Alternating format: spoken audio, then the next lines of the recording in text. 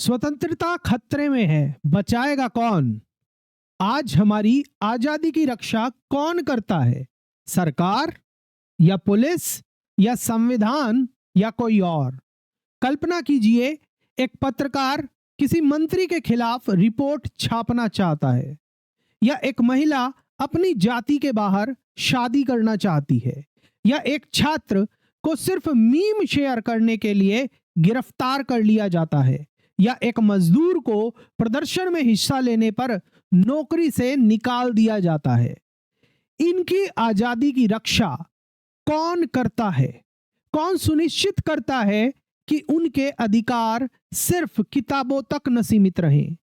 सच बात यह है कि जो शायद बहुतों को चौंका दे, 1947 और विशेष रूप से 1950 के बाद से, जब से संविधान लागू हुआ, जो संस्था नागरिक और सत्ता के बीच ढाल बनकर खड़ी है, वह है न्यायपालिका, यानी कि जुडिशरी। जी हां, भारत की न्यायपालिका विशेष रूप से सर्वोच्च न्यायालय और उच्च न्यायालय हमारी स्वतंत्रता और अधिकारों की रक्षा और सच्ची रक्षक यही है। इस लेक्चर के अंदर हम गहराई से समझेंगे 1947 से लेकर आज तक, विशेष रूप से 1950 संविधान के लागू होने से अब तक न्यायपालिका की विकास यात्रा। दूसरा, वो ऐतिहासिक फैसले जिन्होंने आपकी, मेरी, हम सब की आजादी को परिभाषित किया। तीसरा, वो कानून जो अदालतों को अधिकारों की रक्षा का अधिकार देते हैं। और क्या 2025 में आज भी न्यायपालिका लोकतंत्र की रक्षक है या नहीं? चलिए शुरू करते हैं कानून, साहस और संवैधानिक शक्ति की इस रोचक यात्रा को। मेरा नाम आशीष जैन है और मैं संस्थापक हूं दून लॉ मेंटर का, जहां हम आपकी तैयारी करवाते हैं न्यायिक सेवा परीक्षाओं की और सहायक अभियोजन अधिकारी परीक्षाओं की। तो चलिए सेशन को स्टार्ट करते हैं। सबसे पहले बात करते हैं संविधान के अंदर आजादी का मतलब क्या है। हमें सबसे पहले यह समझना होगा, आखिरकार आजादी है क्या संविधान के परिप्रेक्ष्य में। भारत में आजादी कोई राजनीतिक नारा नहीं है, यह है संवैधानिक वादा जो भाग 3 भारतीय संविधान के अंतर मौलिक अधिकारों के रूप में दर्ज है। इसमें शामिल है अनुच्छेद 14 जो कानून के समक्ष समानता प्रदान करता है, अनुच्छेद 19 जो वाक स्वतंत्रता, आंदोलन की स्वतंत्रता और संगठन का अधिकार जैसे दूसरी स्वतंत्रताएं देता है। इसके साथ साथ भारतीय संविधान का अनुच्छेद 21 जो जीवन और व्यक्तिगत स्वतंत्रता का अधिकार देता है, और उसके साथ साथ अनुच्छेद 25 जो धर्म की स्वतंत्रता देता है, अनुच्छेद 32 जो संवैधानिक उपचार का अधिकार देता है। यह अधिकार न्यायिक रूप से लागू है, मतलब अगर आपका अधिकार छीना गया तो आप सीधे अदालत में जा सकते हैं। तो कौन सुनिश्चित करता है कि यह अधिकार सुरक्षित रहे? जवाब है न्यायपालिका, मतलब कि जुडिशरी। न्यायपालिका सिर्फ कानून की व्याख्या करने वाली संस्था नहीं है, यह आपके अधिकारों की प्रहरी भी है, गार्जियन भी है। दर्शकों, अब मेरा आपसे एक सवाल है, क्या आपको लगता है कि न्यायपालिका को और अधिक सक्रिय होना चाहिए या फिर संयमित होना चाहिए? नीचे कमेंट में बताइएगा कि आपके क्या विचार हैं। हालांकि न्यायपालिका संकट और बहुत सारे चीज़ों पर हमने सेशन इस चैनल पर बनाए हुए हैं, आप देख लीजिएगा, उसमें आपको बहुत सारे रोचक जानकारियां भी मिलेगी। चलिए अब आगे चलते हैं, हम अनुच्छेद 32 के ऊपर बात करते हैं, जिसे हम संविधान का हृदय क्यों कहते हैं और क्यों डॉक्टर भीमराव अंबेडकर ने इसे संविधान का हृदय कहा था। डॉक्टर भीमराव अंबेडकर ने अनुच्छेद 32 को संविधान का हृदय और आत्मा कहा था। क्यों कहा था? क्योंकि यह आपको, यानी कि हर एक नागरिक को यह शक्ति देता है कि अगर आपका मौलिक अधिकार छीना गया तो आप सीधे के सीधे सर्वोच्च न्यायालय का दरवाजा खटखटा कर सकते हैं और उससे अपनी समस्या का हल मांग सकते हैं। अनुच्छेद 32 अदालत को यह शक्ति देता है कि वो रिट्स जारी करे, जैसे कि हैबियस कॉर्पस। अगर किसी भी व्यक्ति को अवैध रूप से बंदी बनाया गया है तब ये रिट जारी हो सकती है। दूसरी है मेंडेमस, जहां पर सरकार या फिर किसी अधिकारी को कर्तव्य निभाने का आदेश दिया जा सकता है। तीसरी है प्रोहिबिशियो, जहां पर निचली अदालतों की गलत कार्रवाई को रोका जा सकता है। और चौथी है सर्शियोरारी, जहां पर किसी गलत निर्णय को रद्द किया जा सकता है। और पांचवी है क्यो वारंटो, जहां पर किसी के पद पर होने की वैधता पर सवाल उठाया जा सकता है, और अगर वो किसी पद पर गलत तरीके से अतिक्रमण बिठाए हुए है तो उसे उस पद से हटाया भी जा सकता है। ऐसे ही अनुच्छेद 226 उच्च न्यायालय को भी रिट जारी करने की शक्ति देता है।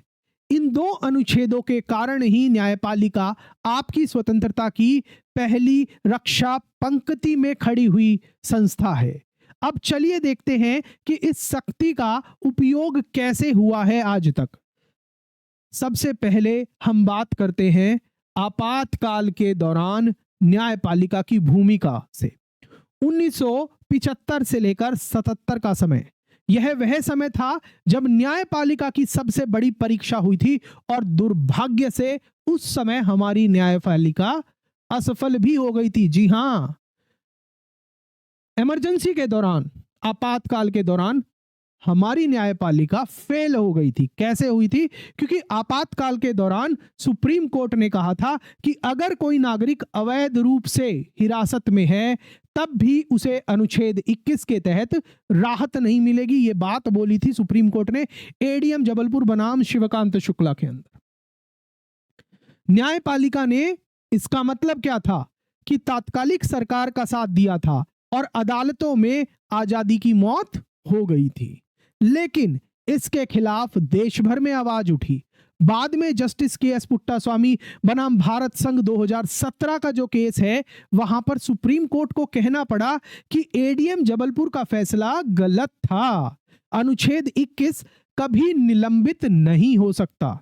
और यही पोजीशन है कि कुछ भी हो जाए, इमरजेंसी वगैरह कुछ भी लग जाए, एक नागरिक का, जो एक व्यक्ति है, उसका अनुच्छेद 21 का जो अधिकार है वो कभी भी सस्पेंड नहीं हो सकता। यह एक पुनः प्रायश्चित का क्षण है। न्यायपालिका ने सीखा और वादा किया कि अब ऐसा हम दोबारा कभी नहीं करेंगे। अब बात करते हैं वो ऐतिहासिक फैसले जिन्होंने स्वतंत्रता की रक्षा की। अब जानते हैं कुछ ऐसे ऐतिहासिक फैसले जहां पर न्यायपालिका ने नागरिकों की रक्षा की, आजादी की रक्षा की। पहला केस है केशव नंद भारती बनाम केरल राज्य 1973, जहां पर सर्वोच्च न्यायालय ने मूल संरचना का सिद्धांत यानी कि बेसिक स्ट्रक्चर डॉक्ट्रिन को स्थापित किया।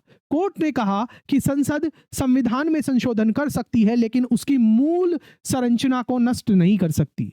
दूसरा केस है मेनका गांधी बनाम भारत संघ 1978 सर्वोच्च न्यायालय, जहां पर अनुच्छेद 21 को विस्तारित किया गया और जीवन के अधिकार में गरिमा, उचित प्रक्रिया और न्याय को शामिल किया गया। ये बताया गया कि इसके अंदर वो शामिल है। और तीसरा केस जो महत्वपूर्ण केस है वो है नाज फाउंडेशन वाला केस, नवतेज सिंह जौहर का केस, जहां पर धारा 377 को अनकॉन्स्टिट्यूशनल डिक्लेयर किया गया और एलजीबीटीक्यू अधिकारों को अनुच्छेद 14 और 21 के तहत मान्यता दी गई। एक और बहुत इंपॉर्टेंट केस बताना चाहूंगा इससे रिलेटेड, नालसा जजमेंट, जहां पर थर्ड जेंडर को लीगल आइडेंटिटी दी गई, एलजीबीटी कम्युनिटी को आइडेंटिटी दी गई। कि पहले क्या होता था, सिर्फ मेल और फीमेल के, पुरुष और महिला के ही दो ऑप्शन आपको कोई सरकारी फॉर्म भरते हुए दिखते थे। इसी जजमेंट के बाद, नालसा जजमेंट के बाद एक और ऑप्शन मिलने लगा, अन्य का। तो जो ये नालसा जजमेंट है ये भी एक आजादी की लड़ाई में रक्षा करने वाली जजमेंट है। अब एक और महत्वपूर्ण जजमेंट है शायरा बानो बनाम भारत संघ 2017। बहुत बहुत इंपॉर्टेंट जजमेंट। 3 तलाक को असंवैधानिक घोषित किया, लैंगिक समानता को समर्थन मिला और इन सभी केसों में एक बात थी, वो बहुत समान थी। कोई बताएगा कमेंट सेक्शन के अंदर, बताना। वैसे मैं आपको बता देता हूं कि जब संसद चुप रही, इन दोनों तीनों पांचों केसों के अंदर क्या समानता थी? वो समानता ये थी कि जब संसद चुप रही तब न्यायपालिका ने आवाज उठाई और हमारी आजादी की और हमारे अधिकारों की रक्षा की। अब आगे बात करते हैं लोकहित याचिका यानी कि PIL, जो आम जनता की अदालत के रूप में काम करती है। 1980 के दशक में न्यायपालिका में लोकहित याचिका, पब्लिक इंटरेस्ट लिटिगेशन का चलन शुरू हुआ। अब कोई भी नागरिक सिर्फ पीड़ित ही नहीं, कोर्ट में याचिका दाखिल कर सकता था। इसमें कुछ महत्वपूर्ण केसेस की बात करें तो MC मेहता के केसेस ने पर्यावरण के लिए PIL दायर की। शीला बरसे ने बंदियों के अधिकारों के लिए PIL के फैसले आए। और हुसैन आरा खातून केस, जहां पर जेलों की भयावह स्थिति उजागर की गई। PIL बना गरीबों, वंचितों और मूक लोगों की आवाज। हालांकि आज यह कभी कभी दुरुपयोग का शिकार भी हो रहा है, लेकिन अब भी यह न्यायपालिका की सबसे बड़ी ताकत में से एक है। अब बात करते हैं सत्ता बनाम न्यायपालिका के हाल ही के जो केस है। अब जानते हैं कुछ हाल के बड़े मामलों को। सत्ता बनाम न्यायपालिका, पहला मामला है पेगासस जासूसी मामला, जहां पर सुप्रीम कोर्ट ने तकनीकी समिति बनाई और गोपनीयता के अधिकार यानी कि राइट टू प्रिवेसी को आर्टिकल 21 के तहत बरकरार रखा। और दूसरा केस है इलेक्टोरल बॉन्ड केस 2024। इसके ऊपर हमने एक बहुत डिटेल्ड वीडियो चुनावी बॉन्ड वाले मामले से रिलेटेड ये केस है, इसके ऊपर डिटेल सेशन बनाया है। सुप्रीम कोर्ट का फैसला आप देख लीजिएगा, चैनल पर ही आपको मिल जाएगा। इसके अंदर सुप्रीम कोर्ट ने कहा कि गुप्त राजनीतिक फंडिंग मतदाताओं की सूचना के अधिकार का उल्लंघन है, स्कीम का हिस्सा रद्द किया गया था इस केस के अंदर। तीसरा केस किसान आंदोलन मामला 2021 का, जहां पर कोर्ट ने प्रदर्शन के अधिकार को मान्यता दी, लेकिन यातायात के अधिकार के साथ संतुलन भी बताया। चौथा मामला कोविड लॉकडाउन में प्रवासी संकट। शुरुआत में कोर्ट धीमा था इस मामले के अंदर, लेकिन बाद में हस्तक्षेप कर परिवहन और भोजन की व्यवस्था सुनिश्चित की थी। इन सब मामलों से स्पष्ट है कि न्यायपालिका पूर्ण नहीं है, लेकिन यह आज भी एक आखिरी उम्मीद है, आखिरी रोशनी की किरण है। अब बात करते हैं कि न्यायपालिका आज की तारीख के अंदर किन किन चुनौतियों को फेस कर रही है। आज बात करते हैं उन चुनौतियों की जो आज न्यायपालिका के सामने राक्षस की तरह खड़ी हैं। इसमें कुछ इंपॉर्टेंट हैं, जैसे पहली है लंबित केसेस। 5 करोड़ से ज्यादा केसेस आज न्यायपालिका के सामने पेंडिंग है। और जजों की कमी, हजारों पद खाली पड़े हैं। निचली अदालतों की तो सिचुएशन बहुत खराब है। तीसरा, न्याय में देरी, क्योंकि न्याय में देरी का मतलब होता है न्याय से इनकार। साथ ही निचली अदालतों में भ्रष्टाचार, और इवन अब तो ऊंची अदालतों में भी। जस्टिस यशवंत वर्मा जी का मामला देख लीजिए, नोटों के घर से नोटों की गड्डियां मिली हुई हैं जली हुई। इंपीचमेंट महाभियोग हो गया नहीं, उस पर अब अंदर खाने बातचीत चल रही है, देखते हैं क्या होता। और दूसरा, कॉलेजियम प्रणाली में पारदर्शिता की बहुत कमी है। न्यायिक विविधता की कमी है। राजनीतिक दबाव, संवेदनशील मामलों में रह रहकर खबरें आती रहती हैं। अगर न्यायपालिका को आजादी की रक्षा करना है तो उसे भी उत्तरदायी, पारदर्शी और तेज बनना होगा। अब बात करते हैं, क्या न्यायपालिका आज भी हमारी आजादी की रक्षा कर रही है? तो इसका अगर मैं सिंपल और प्लेन शब्दों में आपको जवाब दूं, हां, लेकिन कुछ शर्तों के साथ। कोर्ट हमारी आजादी तभी बचा सकती है जब हम भी निडर हो और जज भी निडर हो। समझ रहे हैं मैं क्या कहना चाह रहा हूं? कोर्ट हमारी आजादी तभी बचा सकती है जब हम भी निडर हो और जज भी निडर हो। दूसरा, जनता जागरूक हो। और तीसरा, मीडिया स्वतंत्र हो। और चौथा, कानूनी शिक्षा सबको मिले, जैसे अभी हम आपको दे रहे हैं। आजादी कोई उपहार नहीं है, बात ध्यान रखिएगा। अभी हमारा 79वां स्वतंत्रता दिवस आने वाला है 15 अगस्त को। आजादी कहने को हमें 1947 में मिली, देश आजाद हुआ, मगर आज भी हम आजाद हैं और आजाद हमेशा रहेंगे, मगर इस आजादी को बचाए रखने की जिम्मेवारी हमारे अंदर है, हम में है। क्यों? क्योंकि आजादी सिर्फ एक उपहार नहीं है, आजादी एक संघर्ष है और न्यायपालिका उस संघर्ष की सिर्फ एक सैनिक है। असल ताकत जो है वो जनता के पास है। अब अंत में हम अपने कंक्लूजन की तरफ चलते हैं, हमारी आजादी की असली रक्षक कौन है। तो आज के दौर में हमारी आजादी की असली रक्षक कौन है, इसको समझते हैं।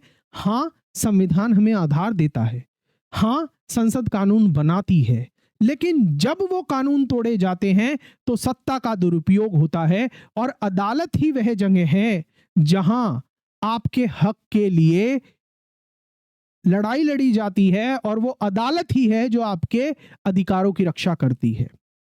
केशवानंद केस से लेकर पेगासस केस तक, एडीएम जबलपुर केस से लेकर नवतेज सिंह जौहर केस तक, हर बार अदालत ने हमें यह याद दिलाया है कि आजादी नाजुक है, इसकी रक्षा करनी पड़ती है और उसका रक्षक है न्याय।